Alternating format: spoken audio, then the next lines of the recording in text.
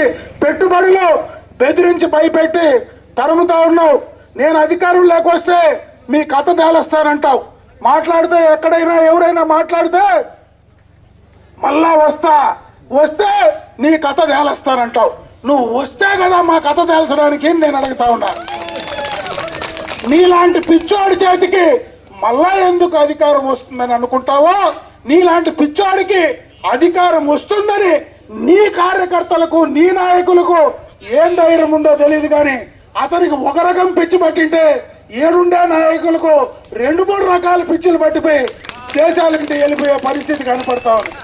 అంటే అంత దౌర్భాగ్యంగా ఉండేటువంటి నాయకత్వం, రాష్ట్ర అభివృద్ధిని పట్టించుకోని నాయకత్వం, రాష్ట్రంలో చేసింది ఇది చెప్పుకోలేనటువంటి నాయకత్వం, ఈ రాష్ట్రానికి ప్రపంచంలోనే చెడ్డ పేరు తీసుకొచ్చినటువంటి నాయకత్వం, ఇంత దరిద్రమైనటువంటి నాయకత్వాన్ని ఇంకా బలపరిచే పరిస్థితి ఉంటే ఇటువంటి వాళ్లకు మనం గాని ఎక్కడైనా తెలియకుండా చోటిస్తే ఆ పాపంలో మనం కూడా భాగస్వాములు అవుతాం. కాబట్టి అటువంటి వాళ్ళైనా మళ్ళా మావి గన్నో నీవి గన్నో వస్తే ఆ గన్నును తీసి కిందకు దోసి ఎక్కించి ఇంటికి పంపించమని చెప్పి మరొకసారి మీ అందరికి కూడా తెలియజేసుకుంటూ, ఈరోజు చాలా సంతోషం.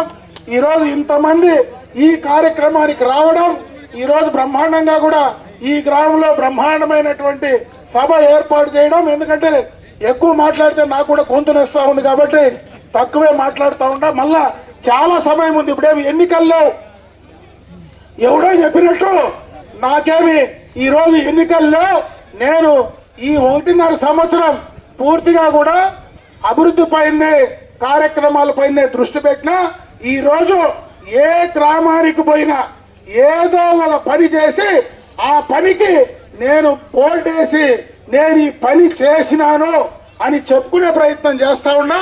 నేను ఎవడో చేసింది ఎవడో చేసిపోయి మిగిలిపోయి వచ్చిన దానికి నాది అని చెప్పుకునే పరిస్థితి అయితే నాకు లేదు.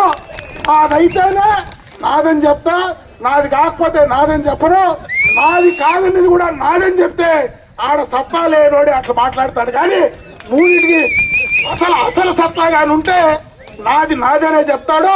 కాబట్టి అటువంటి వాళ్ళ గురించి నేను మాట్లాడను. ఇంకా విధి లేక రంగనాథ్ మాట్లాడు అంటా ఉంటే మాట్లాడినా ఏదైతే అది నేను మాట్లాడు కాబట్టి అది వాళ్ళకే వదిలిపెడతా ఉండా. నేను ఒకే పని చేస్తా. నాకు బుద్ధి తెలిసినప్పటి నుంచి నేను రాజకీయం చేస్తా ఉన్నా.